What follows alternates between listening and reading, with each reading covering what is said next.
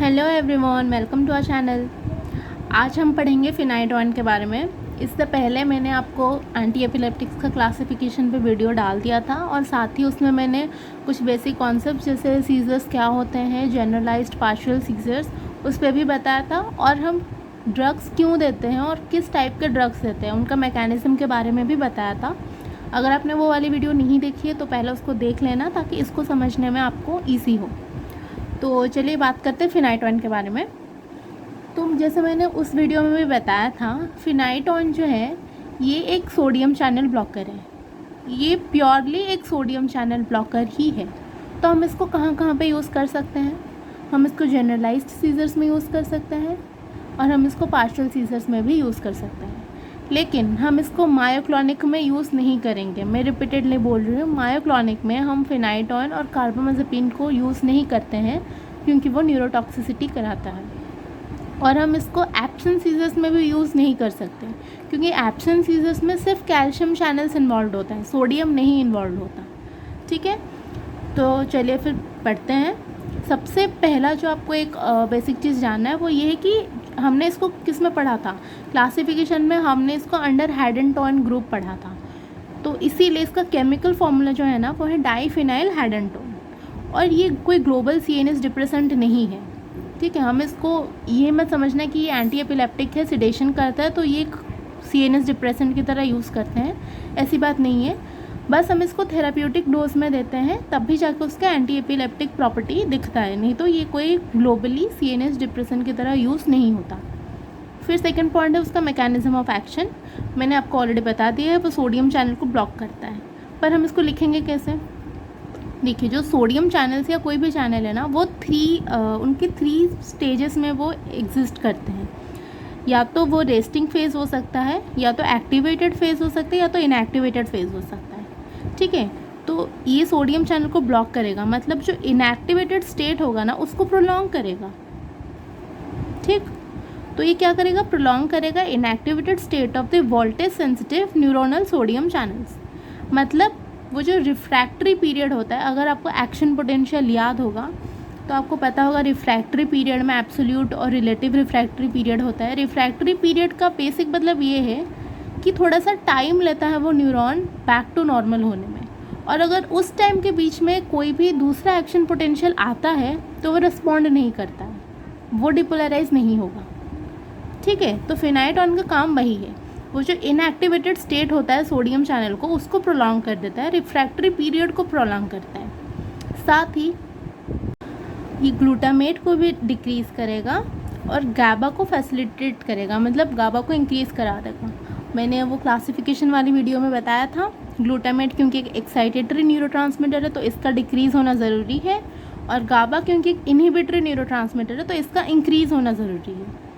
और साथ ही क्या करेगा? कैल्शियम इन्फ्लक्स को भी ये डिक्रीज़ करता है। ऑल्दो ये मेजर एक्शन नहीं है, ये बहुत ही माइनर है, बहुत ही कम अमाउंट में होता है, इसलिए हम इसको इतना कंसिडर नहीं करते हैं। बट फिर भी अगर शॉर्ट नोट आया तो आपको हर एक पॉइंट इंक्लूड करके लिखना ज़रूरी है, इसीलिए मैं बता देती हूँ। मेन आपको याद रखना है सोडियम चैनल का इनएक्टिवेशन जो वो वाला। साथ ही जो एक्स्ट्रा पॉइंट्स हमने पढ़े हैं जैसे ग्लूटामेट का, गाबा का, और थोड़ा सा कैल्शियम प्री सिनेप्टिक जो रिलीज़ है उसको थोड़ा सा ये डिक्रीज़ कर देता है। अब आते हैं उसके फार्माकोकाइनेटिक्स पे। फार्माकोकाइनेटिक्स पे एब्जॉर्प्शन की बात करें तो ओरल रूट से स्लो होता है, बायोअवेलेबिलिटी कम होती है, मेटाबोलाइज्ड हो जाता है लीवर में बाय CYP एंजाइम्स और ग्लूकुरोनाइड कॉन्जुगेशन। प्लाज्मा प्रोटीन बाउंड इसका बहुत ज़्यादा हाई है, ऑलमोस्ट 90% ये प्लाज्मा प्रोटीन बाउंड रहता है। अब फार्माकोकाइनेटिक्स में सबसे इंपॉर्टेंट पार्ट है इसका एक्सक्रीशन वाला। इसका जो एक्सक्रीशन है ना वो कैपेसिटी लिमिटेड है, मतलब कि जब लो कॉन्सेंट्रेशन में वो होता है प्लाज्मा में, फर्स्ट ऑर्डर फॉलो करता है, फर्स्ट ऑर्डर काइनेटिक्स, और जैसे जैसे वो हाई कॉन्सेंट्रेशन में जाता है वो ज़ीरो ऑर्डर में चेंज हो जाता है। तो एक्सक्रीशन में आपको ये चीज़ इंपॉर्टेंट है। अच्छा, अब कोई भी शॉर्ट नोट हो ना, आप उसको कैसे लिखोगे? आपको 6 हेडिंग्स में उसको लिखना है। पहला जो हेडिंग होगा वो उसी ड्रग के बारे में होगा। जैसे अगर हम फिनाइटोन के बारे में पढ़ रहे हैं तो आपको मेंशन करना है कि ये कौन सा ड्रग है, ये एक एंटी एपिलेप्टिक ड्रग है और हैडेनटोन ग्रुप में फॉल करता है। उसके साथ ही अगर उसका कुछ केमिकल नेचर है तो आप उसको भी मेंशन कर सकते हो, अच्छा लगेगा। फिर सेकेंड में आपको उसका मैकेनिज्म ऑफ एक्शन बताना है, थर्ड में आपको फार्माकोकाइनेटिक्स बताना है, फिर आपको उसके यूजेस बताना है, साइड इफ़ेक्ट्स बताना है, इंटरेक्शंस बताना है। इतना आपको मेंशन करना ही है एक शॉर्ट नोट में, ठीक है। तो ये हो गया फार्माकोकाइनेटिक्स। अब इसके साइड इफ़ेक्ट्स के बारे में बात करते हैं। इसका जो साइड इफ़ेक्ट्स है ना, ये बहुत ही ज़्यादा इम्पॉर्टेंट है, बहुत बहुत बहुत इम्पॉर्टेंट है। और इसके साइड इफ़ेक्ट्स खुद एक शॉर्ट नोट जैसे आते हैं, आपको वाइवा में पूछते हैं, और इससे साइड इफ़ेक्ट से बहुत सारे क्वेश्चंस डिराइव हो सकता है। तो इसीलिए इसके साइड इफ़ेक्ट्स को याद करने के भी बहुत सारे निमोनिक्स हैं। कुछ लोग इसको फिनाइटॉइन से ही याद करते हैं, कुछ लोग इसको हेडेंटॉइन से याद करते हैं, कुछ लोग इसको 6H से भी याद करते हैं। 6 बार आपको एच मिलेगा, जैसे हाइपरप्लेजिया हो गया, हर्सुटिज्म हो गया, हाइपर सेंसिटिविटी, हाइपोकैल्शियम, ऐसे करके 6 बार आपको एच मिल जाएंगे। लेकिन मुझे पर्सनली हेडेंटॉइन वाला ही अच्छा लगता है, क्योंकि इसमें काफ़ी सारे जो साइड इफ़ेक्ट्स है वो कवर हो जाते हैं। तो मैं भी आपको हेडेंटॉइन वाला में ही पढ़ाऊँगी। तो पहला जो एच होता है ना, उसमें है हाइपरप्लेजिया ऑफ गम्स और हर्सुटिज्म। ये जो हाइपरप्लेजिया होगा ना गम्स का, ये मोस्ट कॉमन है, और हर्सुटिज्म सेकेंड मोस्ट कॉमन।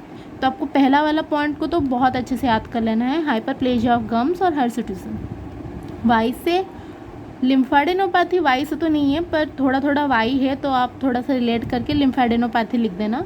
अब जब लिम्फेडेनोपैथी लिख ही रहे हो तो आपको पता है हाइपर सेंसिटिविटी रिएक्शंस में क्या होता है, रैशेस हो जाएंगे और ल्यूपस जैसे बनने लगेंगे। लिम्फेडेनोपैथी ये सब कॉमन होता है हाइपर सेंसिटिविटी में, तो आप इसी से ही हाइपर सेंसिटिविटी भी रिलेट कर सकते हो।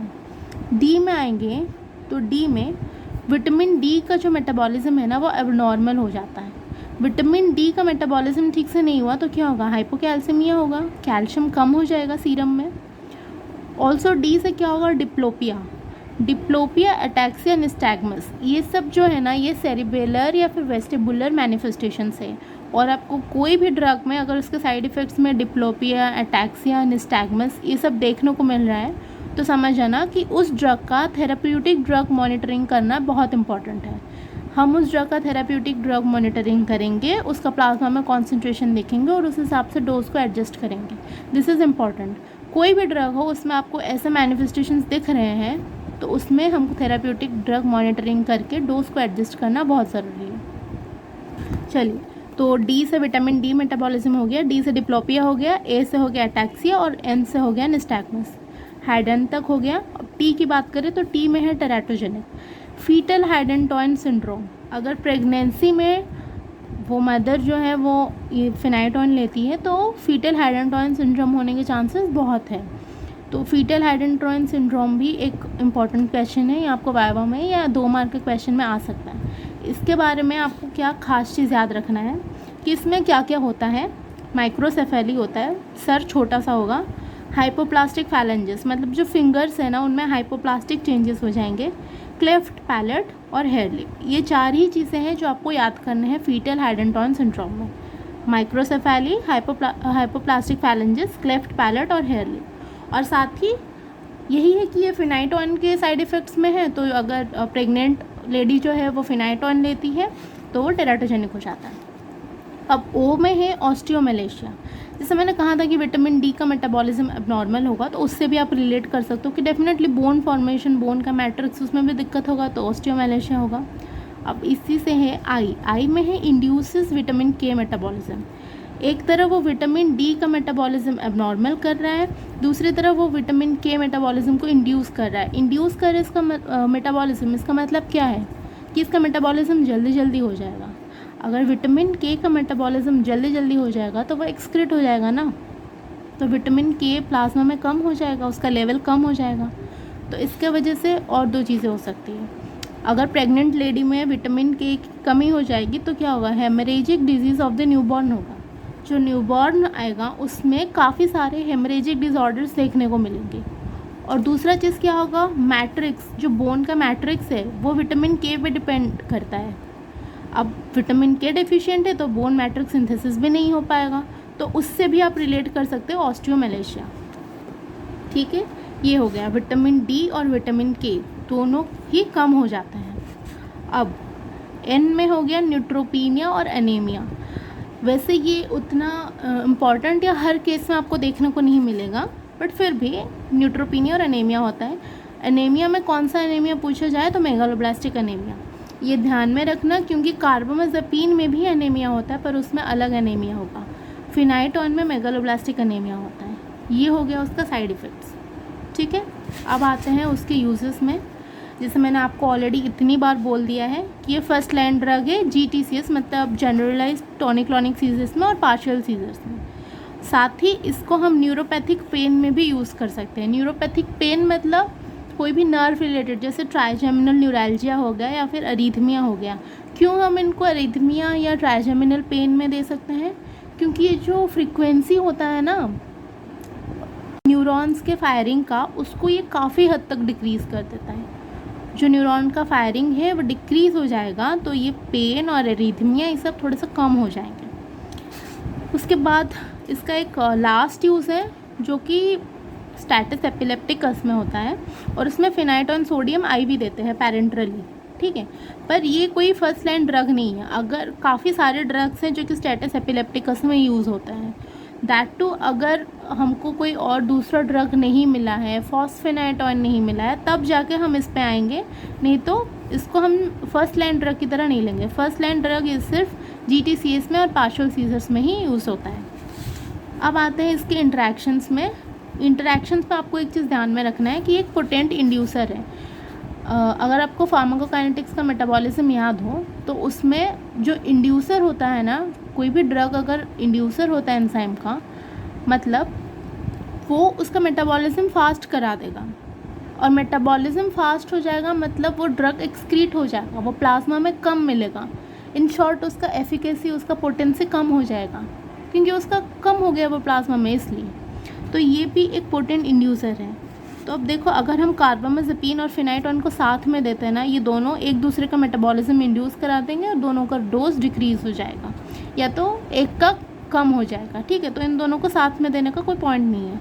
सेकंड में है कि क्लोरमफेनिकॉल हो गया, आइसोनियाजिड हो गया, वारफरीन हो गया, ये सब क्या करते हैं? ये सब इनहिबिट करते हैं फिनाइटोन का मेटाबॉलिज्म।